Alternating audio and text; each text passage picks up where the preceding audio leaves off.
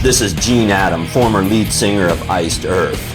Be sure to subscribe to Podcast and Stone, and don't forget, join our community on social media. Metal lives. This is Troy Seele, former guitarist of Iced Earth, and you are watching Podcast and Stone. All right, okay. Ladies and gentlemen of the Iced Earth community, welcome to Podcast in Stone, the only podcast 100% dedicated to Iced motherfucking Earth. Today I am joined by the incomparable Chuck Hoskins, and we are joined by former guitarist Troy Seele of Iced Earth. How you doing, Troy? How you doing, buddy? Doing great. Thank you for your time, man. Appreciate it so much. Thanks for having me on, man. It's a pleasure. Yeah, it means a lot to have you on here today, buddy. Yeah. Awesome. So we want to start by asking you, what was your early musical influences? Who was it that you listened to that got you to want to pick up the guitar and start playing? I would have to say, as far as rock and roll, Ace Frehley of Kiss. I grew up in a small town called Delphi, so there was no music store, no guitar teacher, no internet to learn anything. And at the very first, I just wanted to play guitar, so I wasn't like really interested in any one guitar player. I just, for some reason, just had this, and it hit me like a bolt of lightning. I want to play guitar. So, of course, I ran to my parents, buy me a guitar. They're like, no way. And luckily and unluckily, there was a blizzard that year. So this is right around winter time. It's a blizzard of 78. So I shoveled snow the whole winter and through that blizzard, and I earned enough money to go buy my first guitar. So we had to drive to Lafayette, which is the closest town that had a guitar shop. So I went and bought a guitar and a little, Mel Bay book with, Mary Had a Little Lamb in it or one thing. But down the street was an old guy that played guitar, and he did kind of like a Merle Travis, finger style thing, but he was good. But the problem was he hated kids. He literally, so I would go down there and I would bug him until he would show me something. I mean, this dude would throw rocks at me. He'd sit around and drink beer all day. And he threw rocks at me one time, and I'm like, if you show me something, I'll go away.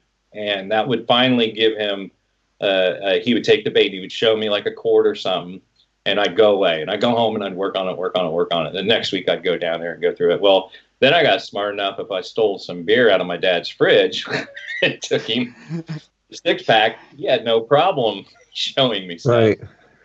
That's awesome. Yeah, that's how I got started. And then there was a guy in town that I discovered later. His name was Jimmy Hall, and he was a bona fide rock and roll guitar player. He was really good. And he's the one that got me into Kansas and Kiss, and that's when I kind of zeroed in on rock and roll. And a kid seeing Ace Frehley with the smoke coming out of his guitar and the whole bit was, did it for me as far as rock and roll. And but through the years, all the early stuff has stuck with me, from the guy that was into the Merle Travis and the bluegrass and stuff like that. So, as far as influences, drunk guy on the corner, and then after that, Jimmy Hall, killer guitar player. And then from there, and the thing Jimmy showed me was how I could teach myself. So, and he showed me the idea back then you could get a reel-to-reel tape player, and you could slow things down. Now, they were an octave lower, but the first album I went and bought was Van Halen, and it was the very first album that they'd put out. And I went home and recorded on this little reel-to-reel, and I could slow down Eddie's solos and learn them, the Eruption stuff, best I could. And right. Because he was playing so fast, there's no way you could catch it, just listening. So he showed me how to teach myself that way, and then from there, things just kind of took off. The friends of mine needed a guitar player to fill in for them, and so I played my first bar when I was 15 or so, and a lot. And from there, I just started playing live all the time, and so a lot of it was just trial by fire, and just get up there and do it, and learning, picking everything I could up along the way. So, but Ace Frehley, and then of course I got into Jimmy Page, and then Eddie Van Halen was probably the when I first bought that Eddie Van Halen album, or the Van Halen album, I bought it because of the cover. I didn't even know who he was.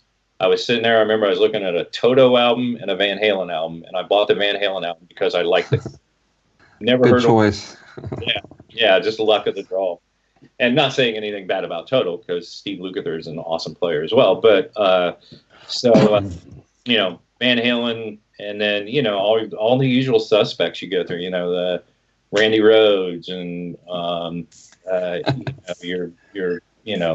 Vivian Campbell when Dio was out. Just all those guys kind of mixed together. It was just like, if I heard something and I thought it was cool, I would go learn it. And I developed a good enough ear from doing the reel-to-reel thing that it became easier to pick out things. So, and then learning songs, because most of those early bands were cover bands. So you were learning, other people's stuff. So developed a pretty good ear and could, pick up stuff. And so from there, it was just amalgamation of everybody, anything that I thought was cool. And it didn't matter if it was gypsy jazz, bluegrass, rock or whatever. If I thought it was cool, I'd learn it. I'd figure it out. I wouldn't stop till I figured out how it was done.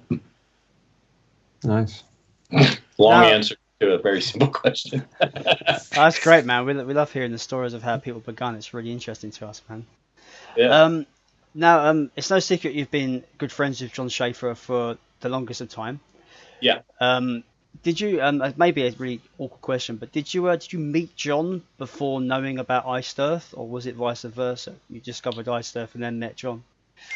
No, I actually knew of Iced Earth before John. It was a buddy of mine's, one of his favorite bands, so I was definitely acquainted with them. But it was one of those weird things that happened right around the same time as meeting John, because I worked at a guitar store, and so this buddy of mine was like, "Hey, you got to check out Iced Earth," and they'd already been around for a little while, but he was just getting into them. And I heard, I think it was the Something Wicked This Way Comes album, and it's just the rhythm playing, the John's guitar is like, oh my Lord, who that. And and then Annie walks to the music store, and I had no idea he was from Indiana. So it was one of those things where he walks to the door, and you're like, man, that looks like John Schaffer, but what the fuck is he doing in Indiana? And then we became friends from there, and so yeah, and that was quite a good chunk of time before I actually joined Iced Earth. Nice.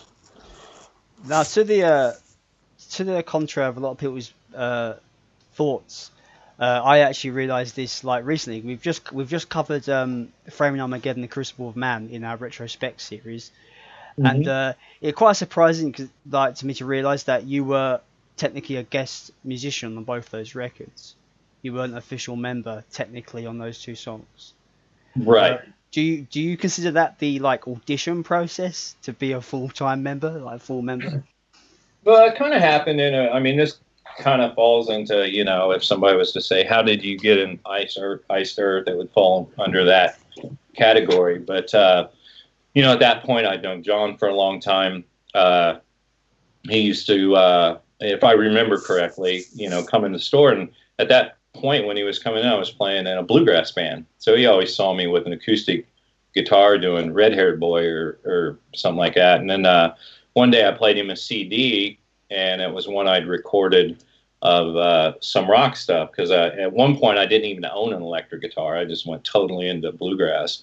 And they came out with these new little recorders, and they had really cool drum loops and stuff on them. So I started every night I'd come home from work, I bought an electric guitar and would, come up with some tunes and write solos and stuff. And so I played that for him. And at that point, he's like, man, if I ever do anything, I need a guitar player, I might, give you a call. And I was like, oh, that'd be great. I'd love to, play on anything you're associated with. And so when he did Overture to the Wicked, he had a guitar player named Tim May, I think. That was is that his name? Tim Mills. Tim Mills. I'm sorry, Tim Mills. Yeah. That owned Bare Knuckle Pickups, was the guy that played on Overture. And but Tim had ran into, I think his partner had ran into some medical issues or whatever, and he couldn't continue recording or playing with Iced Earth. So at that point, John had Framing Armageddon pretty much done, because guitar solo is usually one of the last things that go on the album. They do it while they do vocals, when we're doing just any of those, like I'd be in a studio at the same time Stu was in the studio, and he would sing until, he was, writing or working on something and something else. And he'd take a break and I'd go in and do guitar stuff. And then he'd, back and forth like that. So a lot of times the solos were going on right at the end of the recording process. So anyway, he had Framing Armageddon done. All he needed was, he was putting on finishing touches and guitar solos. So I was like, man, let me have a shot at it. So he gave me a couple tracks, two of them. And I worked on some stuff, a couple ideas, and went down, and that's how I ended up recording on the album. But you got to realize at the same time, I just had Van, my boy that is diagnosed with autism, special needs kid. And so it was one of those situations where I was going to record on the album, and then John had still, I think, 3 or 4 months before they were going to do some touring. They had Sweden Rock and Rockwave in Greece, and they're headlining Wacken. And he was just going to find another guitar player in between that period to do the live thing. And so anyway, got in there, did the recording, really enjoyed it. And as my first time meeting Tim? No, the guy that produces, the recording engineer. Well, John produces too. I'm drawing a blank. This is What's his name, Jason? We should know this. Yeah, it's a guy that owns a studio in Tampa, Florida. In Florida, yeah. What's his name? I can't think of it right now. Jim Morris? Jim Morris. Yeah. Jim Morris, yeah. Thank you. I love you, Jim. Sorry, I cannot pull that name out. But anyway, Jim was there, and he's a fantastic guitar player in his own right, and getting there to work with John and see the process, and it was really mesmerizing to a guy that's not been a part of anything at that level. So anyway, I did those, and I was a guest musician, and as those shows started coming near, I asked John, I was like, hey man, can I maybe go do those shows? I've never played in front of 70,000 people before. And he's like, well, you got, a kid that's not doing well. I mean, Van was doing good at the time, but, I was like, well, maybe just I'll go do those like 3, festivals.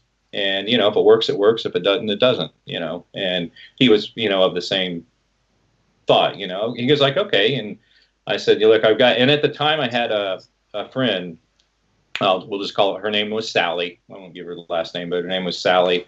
And she had been a family friend forever. And she would take care of Van while I was at work or doing it. And I just, and she, had the training to do it. So it was one of those things where I could go leave for a short period of time and know that everything was taken care of. He was getting, and of course he has a mom, who's totally involved. But, Sally could take my place of everything I was doing, and I could go do these things. So that was kind of the agreement. It's like, okay, well, let's do these, and then we'll see where it goes from there. And then, we worked it out. Everything kind of worked so well that I was able to continue and do it and go further. and beyond the other albums, and all the way up to the point where I couldn't anymore, which Right. I'm sure we'll cover that in a minute. So the show that you guys did at the Festivals of Wicked, that was one of your first shows then? No, the Festivals of the Wicked was was The one with Tim. Tim was Vakken 2007. Yeah, that was my third show. I mean, you're Okay, talking wow. about a kid that had, I was in a band that actually had a record deal in England on a label called Revolver, and we never went overseas or whatever. But at that point, probably the biggest crowd I'd ever played in front of was, a couple thousand people. So you're talking about taking pretty good. By, and my first show is Sweden Rock, which is what, 20, 30,000 people. The next show was Rock Wave with Heaven and Hell with Dio singing, and Wow. that was, I don't know, 50,000. I'm not sure. It was, once it gets over that big, and then Vakken, the largest outdoor festival in the world, headlining it. Was my third show playing. So it was just it was amazing. You're like pinching yourself that you're actually doing it. I didn't realize that was a headline show. That's awesome. Yeah. We, John went all, obviously, we had the pyro going off and, some cool stage props built, but it was an amazing time. And it was definitely an introduction to that type of, playing where you're on a huge stage, and it's just, it's surreal to look out and see that many people. And, a lot of times when I first say, what's it like? You can't really explain it. It's right. It's addictive. It's more addictive than anything, I can think of. I mean, it's just such a rush to do it. So yeah, the Festivals of Wicked. And so, yeah, those were my first three shows. And then, after that, John and I, it was not a quick, John's a pretty thoughtful guy. He thinks things through, doesn't really make snap decisions. So, we talked a lot, and, I understood he had a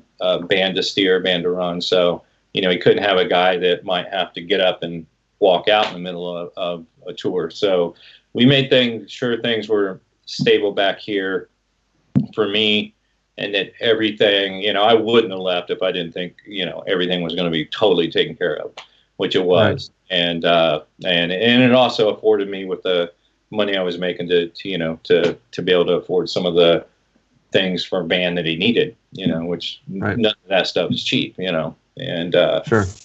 So it worked. It ended up working out, up until it couldn't work out anymore. So right. Now, after this time period, enter Matt Barlow for his second tenure into the band. I know all the fans were very excited. What was the chemistry like during the recording of Crucible? How did it feel different, with Tim gone and Matt back in? Well, for framing, you got to realize I came in right at the end of it, so I really wasn't Tim recording. So, I don't really have an answer for that. Now Matt, I knew that because Matt used to come into the music store that I worked at, by ears and mics or whatever, because he lived right in the same area. So Matt was just a super chill guy, just real easy to get along with, and that I knew from knowing him from the music store. When he came in, I already knew it was in the first time, and again, with the recording process of the way Framing and Crucible went down, John had recorded both of those albums pretty much at the same time as far as the music goes. So he already had, and correct me if I'm wrong, John, but he already had the music, most of it in the can for Crucible. He finished up Framing, released it, and then was going to finish up Crucible, and, and release it. And so as far as Matt coming in, that was something I wasn't around for, other than the same idea. At the end I came in, and if I remember right, Crucible doesn't have that many, twiddly diddly guitar solos on it, because when you listen to a Iced Earth album, all the melody guitar solos, that's John playing, that's not me, on the albums. And then, if you hear like more of a lick bass, Sure. then that's guitar. That's me. Your solo on Framing Armageddon is just awesome, though, man.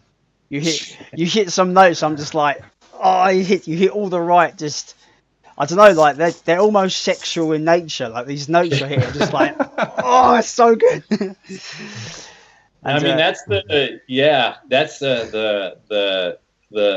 fun thing, because a lot of that was off the cuff. I mean, I would come up with a few different ideas, and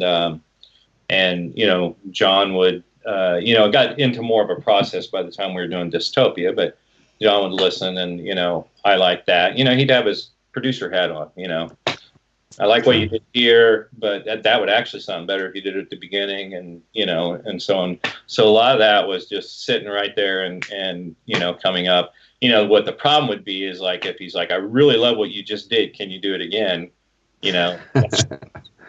That's a little tough for me, because I've always been kind of from that jam background. The thing I'm doing now with the band I'm in now is totally, there's no set list.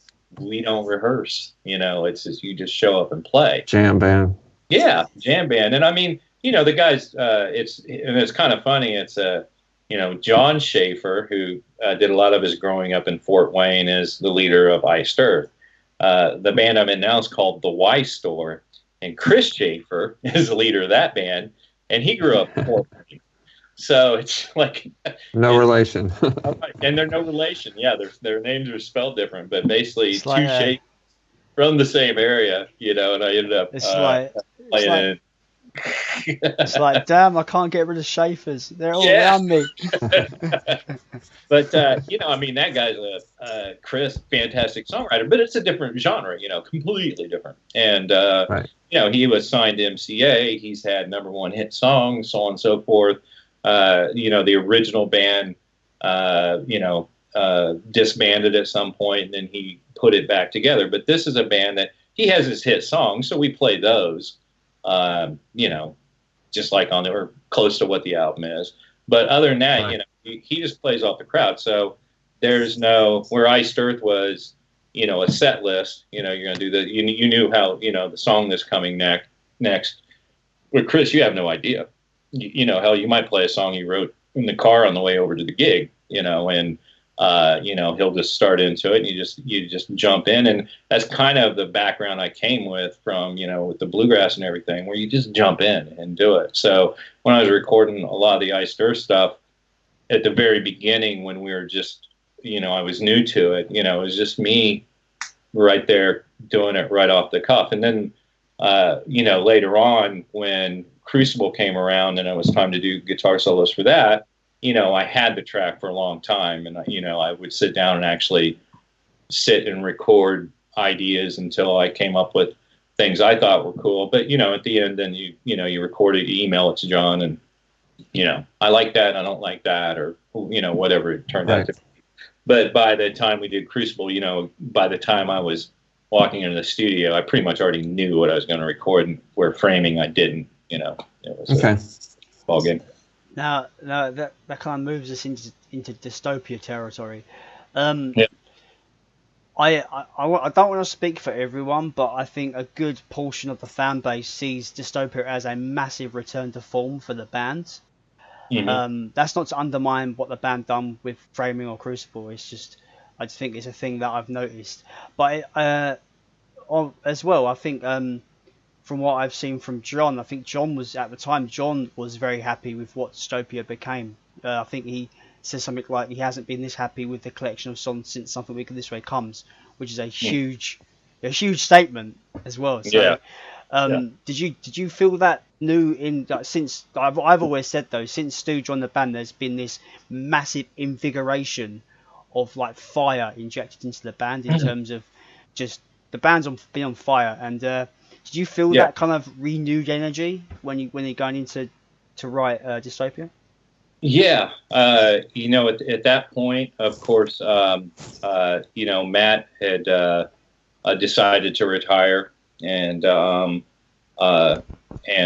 when John brought in Stu, I think it was almost and I don't want to speak for John, but I think it was just a renewed like starting point, like where things had kind of splintered off. He had Tim, and then he had Matt, and things were, not necessarily solidified as like, and then when Dystopia hit, and you get this singer like Stu that comes in, and, it's just like everything got like home to a fine point. And, he wrote and Stu wrote, for that album. And, he even let, like any of us with ideas, to send them to him. And some of, little riffs or whatever that I did, I'm not a songwriter, but, turned into songs. He would take them and turn them into full length songs. And, it's really a kind of everybody involved, just like, let's, kick the fucking dog shit out of this, so yeah, the shot in the arm of, and this is not taking anything away from Matt, because Matt obviously was a huge part of the history of the band, and he came back for Crucible, but when he retired, and I think for a second there was that like, well, okay, what's going to happen now? And then to get a gift, like Stu Block to walk in, and you're like, okay, that's taken care of, Yeah. It's not a concern of like, because with all the, John's always had talented people around, he has the name and the with the band, so many people that would love to be part of it that, he's not going to have a problem finding a good, player of anything, would be anything. But, the chemistry of that exact period, and, everybody kind of, like I said, just kind of solidified into this thing that was, well-honed, pinpointed, like, and, he was striding some, he went back to the format of, as away from the storyline of set and Something Wicked, so there were more songs that were individual, standalone songs and standalone. And puns. We've got them here on podcast and stuff. For all the puns. And so throughout the eras of Iced Earth, and the different people that have been in it, he's has always been the guy writing the songs, and obviously, Stu writes, and, we were, able to put our 2 cents into, but, it was definitely a renewed, sense of what Iced Earth was, going to be, even though John has a vision and it's his vision, but, you felt like a part of that. And again, I'm not saying I didn't feel like a part of it before, but, it was like, at that point I'd been in the band for a while. So, you get the different feels, like you said, and that's what it was. And, as, throughout the, I love the guitar players that played before me, Tim Mills, unbelievable. Larry, some of the solos he did, and I'm not putting down any of the ones he did, but, some of the most epic shit in the world is off Horror Show, those solos. Yes. Fucking incredible, So, here's a guy that was, unbelievable player. Randy was, when especially going, the OG, man. Like, yeah. And he played some of the, theory-wise, the strangest things that shouldn't work theory-wise, but did, and it's like, he had an ear to come up with some cool stuff, so there's another guy, just, fucking killer guitar player. So, it was, when I came in, I was like, obviously, I can't be any of those guys. I can just be me, you can sit around and, try to be someone else, to the end of your life. It's not going to happen. If you want to sound like Stevie Ray Vaughan, you can buy Stevie Ray Vaughan underwear, condoms, toothpaste, guitar. You're missing the main, which is you're not fucking Stevie Ray Vaughan, so you're not going. Right. So it was cool to go back and try to pay homage to those guys, which I had so much respect for, and try to get my own thing in there, as well. And hopefully, there's fans, I get it. There's people that, when Tim left, they wanted Larry back or Randy back, because you have the hardcore fans that, and I get that, so there are people that, the very first one I got in, I was like so excited to read stuff on the internet, but you quickly learn, you want to go out and throw yourself on a knife because people are pretty fucking brutal. You pretty much immediately stop reading any of that, and you're like, well, I can only be me. That's the best I can be. The best me I can be. That's the best way to be, man. Yeah. Like especially like you said with the days of the internet. People will see through you if you're trying to be somebody you're not. You know what I mean? Like it's just one of those things, especially in music.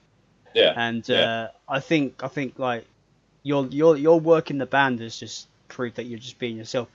I will say for Dystopia, I've been a fan of the band since 2000. So I've been a fan of Iced Earth for 18 years, and the Dystopia tour was the first time I was able to see the band live. I saw the band alive for the first time. My parents bought me VIP for the Dystopia tour in London, and you guys made it probably the greatest night of my fucking life, man. Like it was just unbelievable, and that album it means so much to me as a person because it was that that first experience seeing the band live and meeting all you guys, and I just want to thank you for that, man. It was just incredible for me. Well, thank you. I mean, I always enjoyed, meeting the fans. They're the reason you're there, and at the end of the day, you put everything aside. People aren't coming out. You don't have people that enjoy and appreciate and invest, into the band. Then there's no platform for everything, to stand on. Obviously, if you did a tour and nobody came out to see it, you would be just spending a lot of money. So, I always never took that with a grain of salt. And even though I wasn't there at the beginning when the band started and everything, I always thought, well, it's your job. These people, the fans are coming up and are showing their appreciation to you.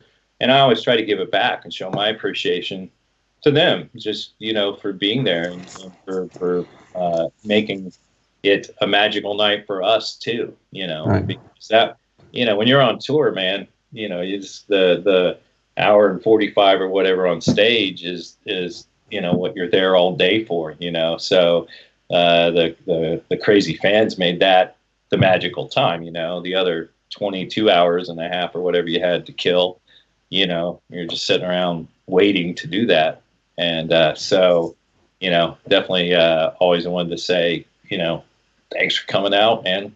And thanks for making this a great night for me, too. And right. It's cool.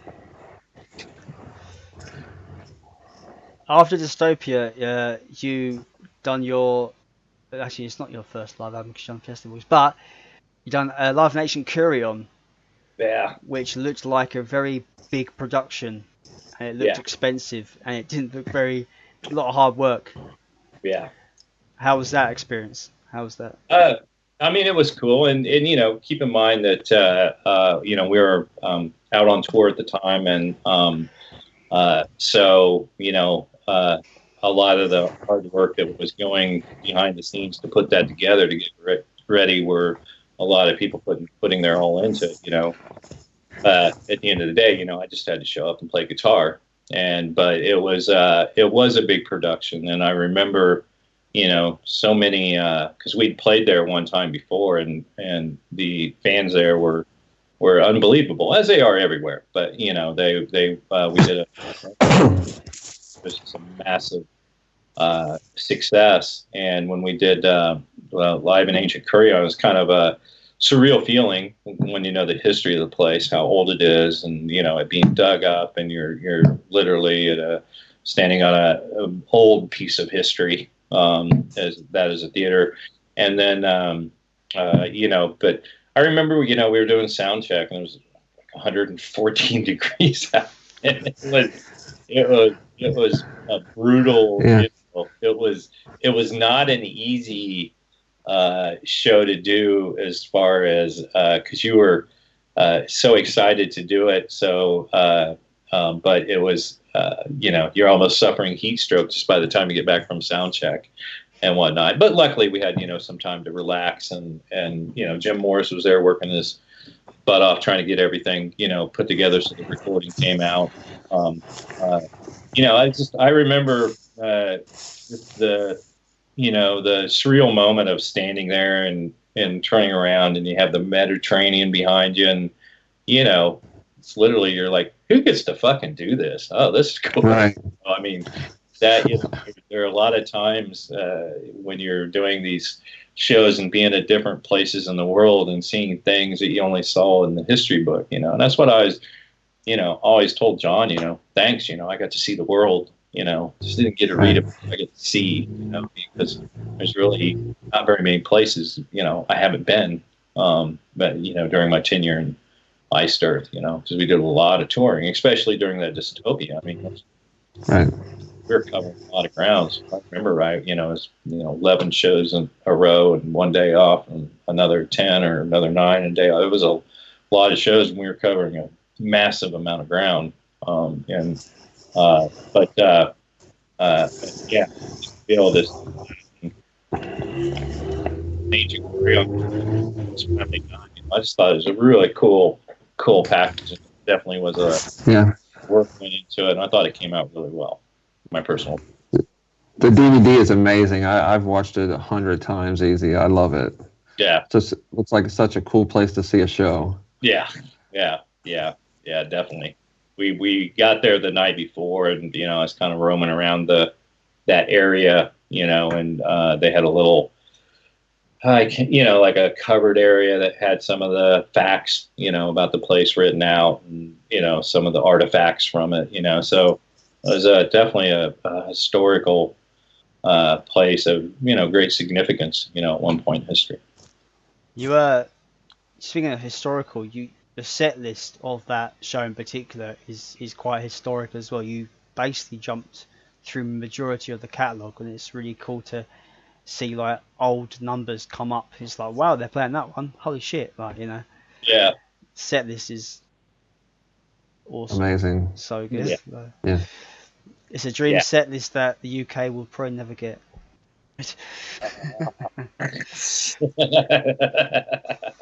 John seems to always go to exotic places when it comes to I wore that for today. Nice. Yeah, I was saying, it seems like John likes to go to exotic places for his DVD and live album things. Being like, the festivals DVDs, like, Europe, and Alive in Athens is obviously Greece, and then Cyprus for the Kourion.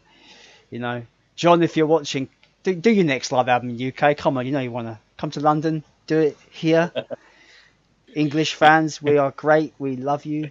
Come over here and do your live album, please. I agree with that. He puts a lot of thought into that. That's all the one amazing thing with working with John. I always told him, he would be fine when they invent the 48-hour workday, because he's always, he's always busy. So much planning that goes into everything, that he does. And, he's, just by nature a meticulous guy to details and stuff. And I remember watching him when he, when we were recording, I'm jumping ahead a little bit, when we did Plagues of Babylon, we were all living together at this castle place that we were rehearsing at, and he was proofing the album cover, and that's the first time I'd watch him, stare at an album cover for so long, and just, every little detail. And, my attention span's about, that of a fish, and,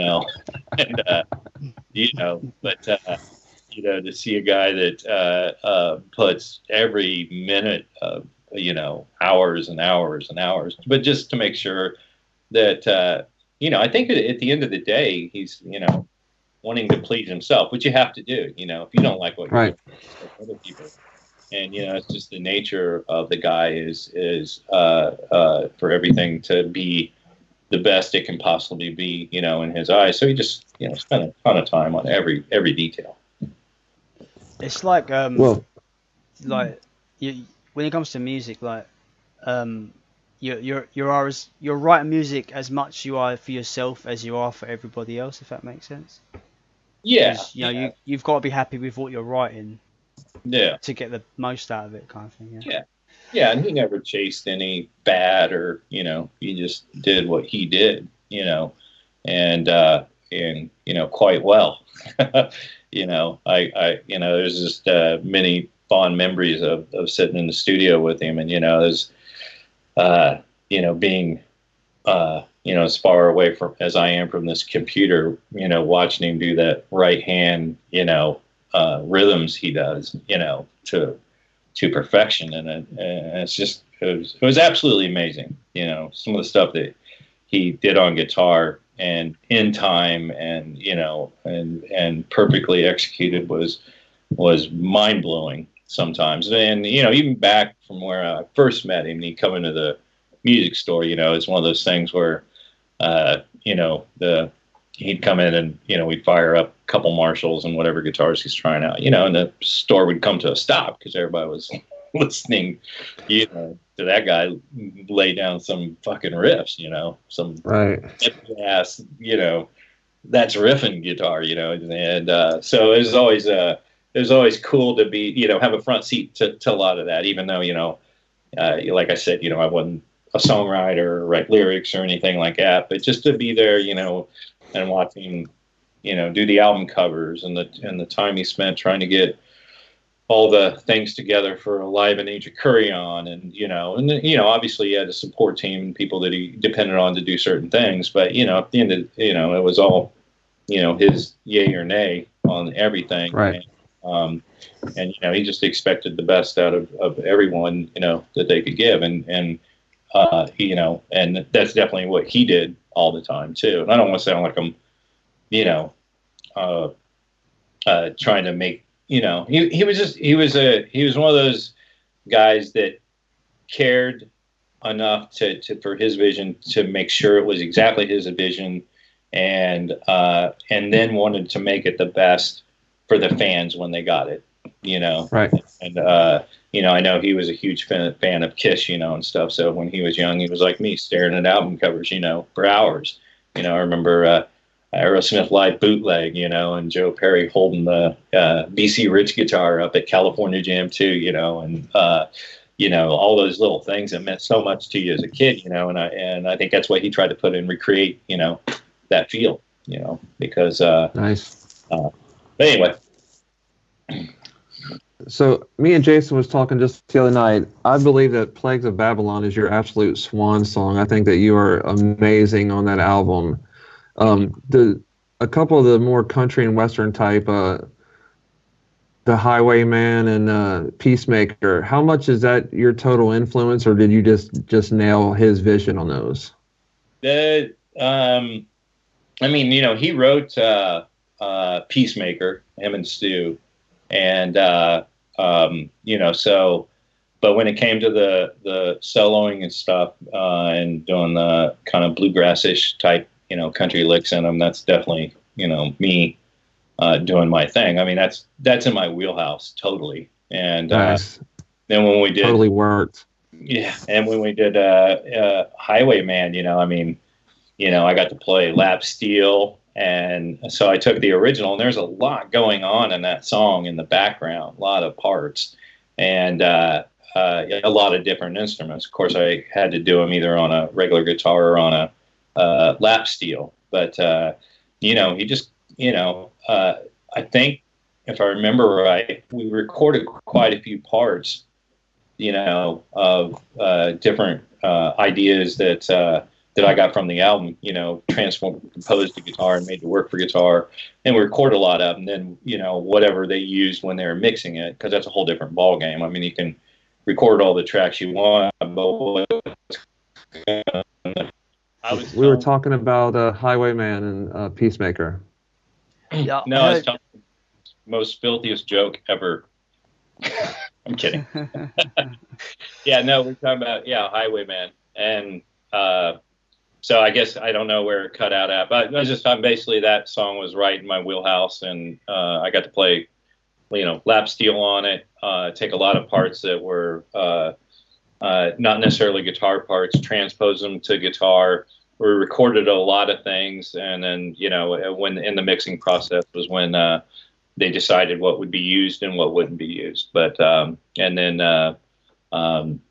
Peacemaker was again, just straight out of a bluegrass, riffage type thing. Some of the stuff I did on a lot of the albums are mandolin riffs on guitar. Yeah, Nice. I feel like I'm the only one, but Among the Living Dead, I get a jazz vibe off of that song, like the leads in the beginning. Wah, wah. It's very kind of, I don't know, I get a kind of a jazzy vibe from it. I don't know why. Yeah, it's very different to what Ice Earth usually do. So I thought it was quite cool. Yeah. The whole idea of that was to create a slippery, slidey, like zombie, type feel. So I was playing slide on it, and so we toyed with it for a while, and we toyed with and that one, I had a lot of time because when we were doing rehearsals for the shows and working on the songs. When we were all staying together in that castle near Munster, Germany. So, it was literally a come up with an idea. I could walk across the hall, knock on John's door. Hey, what do you think of this? It wasn't record it, email it, the whole thing when he was, right. When we were in different countries or whatnot. So that was just a lot of time to be able to work, right side by side on some of the ideas I had for solos on that album. Yeah. Right. Awesome. Now, me and Jason have a friendly rivalry. I say that Plagues is the better album, and he says Dystopia is. Can you be a tiebreaker for us on this one since you played on both? Oh, man, that's tough. Yeah, it's hard when you have albums that have a lot of songs on them because, I couldn't be a tiebreaker, but like if you gave me the total songs off each album and I had to make one album on both of them, out of both of them, I would pick, my favorite songs off of them because there's some songs on Plagues that I absolutely love, and there's songs on Dystopia that I absolutely love. So, if you guys want to do a round two of this, whichever one of you I get a check from in the mail, Nice. we can do it that way. They're both great. They're both great. They're both very similar albums. So yeah. I as a collection of songs, I just think Dystopia is a better collection from start to finish. That's just my viewpoint. Yeah. Plus, I'm biased. We're all biased here because it's Ice Earth. Yeah. It would be tough for me to pick one. fair enough. You're trying to think one outweighing the other, and it doesn't. And that's the beauty of music that right. Everybody gets to put their own label, their own personal label on how they feel about each thing. Right. So I'm not going to step in that pile of shit. We're still tied.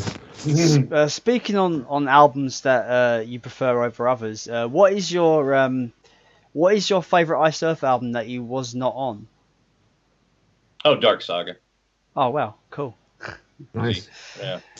Yeah, Dark Saga, and and I just love Dark Saga. Everything. I do too. You It's know. a classic. And I mean, that's again not taking anything away from any of the other albums because they're all great, but that was the one that got the most play on my iPod. Yeah, was definitely. How was it learning the older material when you're going on tour and obviously cutting into that back catalogue? How was that kind of learning your parts? It was good. I mean, John really, because I was like, well, do you want me to do exactly, what's on the albums or, and he was like, you got to do just do your thing, whatever that is. And, and then you kind of hit a T in the road because you're like, well, the really discerning fans are going to want you to play it exactly like Larry or Randy or whatever. But then you get back into, I'm not Larry or Randy. I mean, I have a ton of respect for both of them, and they're both, very talented players. But, at the end of the day, you have to kind of do what you do. And so, and I always liked when we would do the trilogy. I really liked a lot of the stuff Tim Mills did on the Overture album on the solos. He did a way different version than Larry. And so, I kind of try to mix those two together and then do my own thing. And so, at some point, you're going to please some people, and then you're going to have the people that don't care one way or the other. And then there are going to be the people that think you should be, strung up and skinned, for not, playing it exactly like, whoever did it. So I just kind of had to do, when I dug back in, I just tried to get the best that I could, be comfortable with, playing for myself, just the way I play and fall under my fingers correctly, pay homage to the great player that put it on the album to begin with, and then make it, own it enough to make it my own a little bit within the confines of the song. I mean, obviously, I couldn't play the banjo breakdown from Foggy Mountain, to make it, my own thing. I have a perfect example of one of your solos that from the back catalogue that you're faithful to the original, but you do your own spin, which is the Dante's Inferno re-recording. Your solo on that is excellent. Thank you. You can tell it's you having fun with it, but also keeping faithful to what it was. Yeah, and that's actually my favourite version of Dante's. Everyone hates me for it, but I think mine as well. I think Stu sounds incredible on it. Your solo is great as well. It just, I'm a sucker for modern production as well, so it just sounds so just fucking heavy. Yes. It's just great. It was that was a blast to record, and I remember the day that we went in to do that, and Jim Morris. I remembered her name this time. Sitting there, and a lot of times, there you go. A lot of times, John wouldn't, micromanage any of that. It's kind of like, do your thing, and then you're going to get a yay or nay from me. At the end as a package. And so. And then Jim had this way of just kind of pulling the best of and reminding you this should be fun, just have fun with it. And you're right. I had a blast doing that, and I had a really good time. And, and I'm not saying John wasn't there and wasn't involved, because he was, but, at the end of the day, we just presented to him. We would, work on it for a while, get it done, play it. And, he's like, sounds good. So that was fun, and I do like the original, but I am biased towards a new one, and I don't think it's because I'm on it. I just really like the production on it. I think a little bit better. Not taking anything away from the old one, so please don't hate me, you hardcore fans out there. But they'll hate you. Don't worry about that. Yeah. Yeah, that Dante's Inferno re-recording is fantastic. I like the end bit where it ends. It's like the twiddly beat you at the end. It's just like, Oh, yeah. you can tell you're having fun, man. It's awesome. Yeah. Very good time. Now, this year, Iced Earth released their first album without you, Incorruptible. Did you get a chance to hear it, and what are your thoughts on it if you have? Yeah, I think it's fantastic.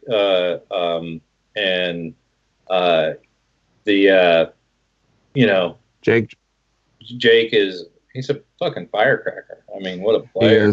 He is. He's amazing. It's amazing. And, he was in one of the opening bands. It's kind of funny, Luke, who was in an opening band for... Yeah. Wait. If you're looking at that, what? Camera work! We were talking about that just the other night. That's the exact tour, yeah. Iced Earth Dystopia tour, White Wizard, and Fury UK. Yeah. I got that site. It's got your signature on it, Troy. Hell yes. Yes. I got it framed and everything because I had to have it framed. But yeah, John gave me a copy of the album, and when we played the last show in Mexico, it was, we said we'd talk about this a little bit, and the reasons that I had to go. But yeah, last show in Mexico. Yeah, last show in Mexico, and that was the point where I'd already talked to John and was going to retire, and they were in the van when we were going to and from the gigs, talking about the new songs and stuff, and that's where you kind of starts becoming real, that you're not going to be a part of this anymore, and and at that point, I think they had already hired Jake. And which I, knew him from the White Wizard when they were on tour with us, and but John gave me, a finished copy of it, and it's just great. I mean, sounds like definitely an Iced Earth album, and they definitely got a guitar player that when I saw him live, and I knew he had the chops, obviously from his other stuff he did. So from a guitar playing, lead standpoint, that it's exciting to hear him, and then it's cool. They definitely put out a great album. So after that last show, I'm like, guys, I wish you all the, I don't even want to call it luck. I wish all the best for you. If this album comes out and it's huge success, and your tours are successful and stuff. Because it's a lot of work and a lot of time that goes into it, and so definitely another win column for Iced Earth, because it's a fantastic album, and congratulations to Jake, just phenomenal guitar work, and of course John's guitar work is it's still John, and he's always fantastic, and it's great to see Brentley back. Brentley and I were like we were touring buddies, when he had to leave to, take care of his family stuff is, right. I was kind of lost for a little while, because him and I were the two that would hang out, we roomed together, all those tours, and, we, did our, that'll sound too weird, but, we'd go do our laundry, and, we did everything together. Him and I were tour buddies, John Stu, or John Matt, or, what it will, who was ever in at the time, they're always doing interviews and, stuff they had to do. And, so, me and Brentley just hang out totally together. So really cool to see him back in there kicking ass. And of course I got to play with him when we were in Mexico and over in Germany. And so it's kind of neat to go out with some shows with him playing, Nice. I think it's funny you're calling him Brentley. I've never heard no one call him Brentley. It's like you've combined his surname with his first name. No, Smedley, Brentley. Yeah, I don't know. I've always called him Brentley. That's funny. He calls me Troy Rooney. So Podcast and Stone exclusive. Yeah, there you Troy Seele and Brent Smedley have pet names for each other. Exclusive scoop right here, Podcast and Stone. Yeah. Thank you so much. Speaking of Incorruptible, I like to argue that it's the best produced Iced Earth record that's ever been put out. on a production standpoint, it sounds fucking huge. Yeah. It sounds fantastic. Yeah. It does. Yeah, it does. For sure. I mean, the only argument I would have for that is the Glorious Burden. Some of the production on that, well, all the production on it, but I really liked the sound of the Glorious Burden, the end product, when I listened to it. And at the time when John gave it to me, I was, obviously we were friends. I worked at the music store, but I'd listened to it through the big PA we had in there, massive, stereo, and just really, really liked the production on that album. And again, I always listen, not to take away from the production of any other albums, but the earlier ones, they only had enough money to do so much. And as things went along, John had, more things at his fingertips, to do what he wanted. And, but Incorruptible, yeah, very, very well produced. And I would say that it is, and I know he, used some different people here and there on it, on mixing and on mastering and stuff. So, hats off to him. Awesome. You just speaking of Glorious Burden's production, that is the record that I put on to show people how good vinyl sounds, because the vinyl of Glorious sounds huge. It sounds like really good. It just explodes from my speakers. It's fantastic. So I think that's a good contender. Like, Incorruptible versus Glorious. I think that's a good like contender, I think. Well, and the and a guitar player I didn't mention, Ralph. My God. Try to learn some of that guy's stuff. When we did Red Baron, Blue Mac, it was right. That was up there with one of those that took some time to sit down and get worked up a version of that, and it's fantastic. But at the very end, when we played over in Germany. And after we got back from Germany, my son was, we talked about this before, that we could talk about it a little bit, but my son was facing another huge surgery. And Sally, the person I talked about before, had gone out of the picture. So, I just talked to John, I was like, I got to, take care of my boy, and I got two boys. I got to take care of these boys, Van, himself. Had a surgery that basically he was going to be in bed for a couple of months, and so, I was at the point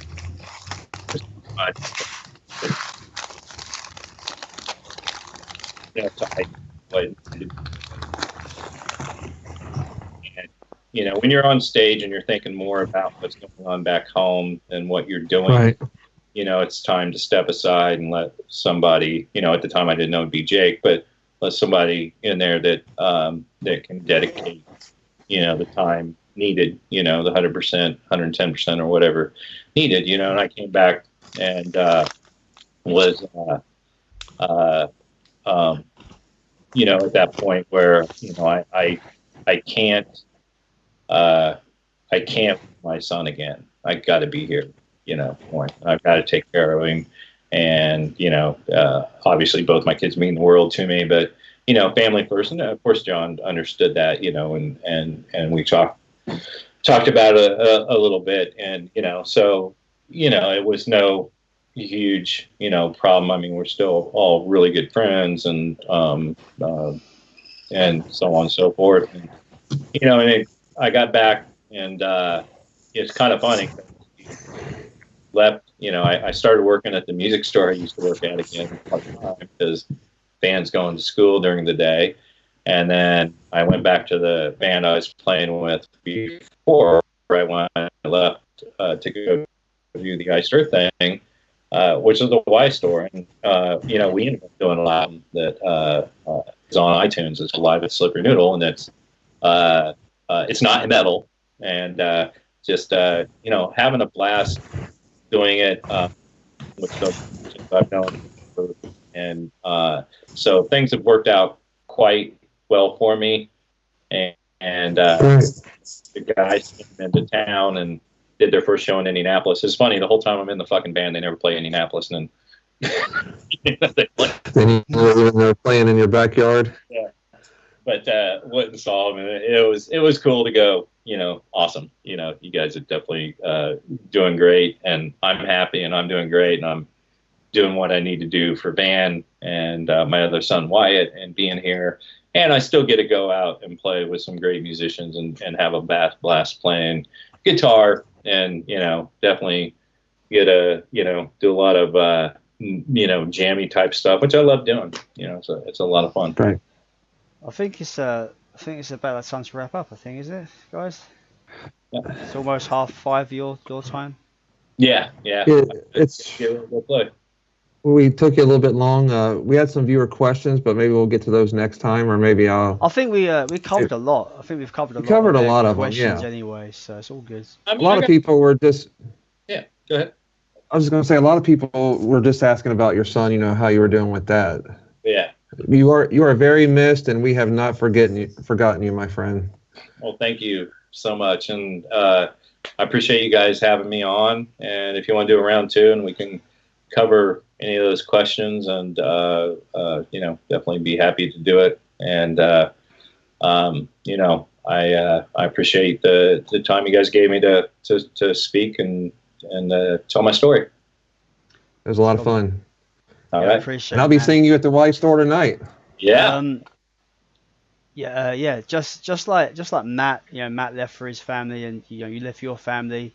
I couldn't have more respect for you, man. Like, family comes first, no matter what the situation. So you have my respect, man, for that. Okay. Yeah. Thank you very much.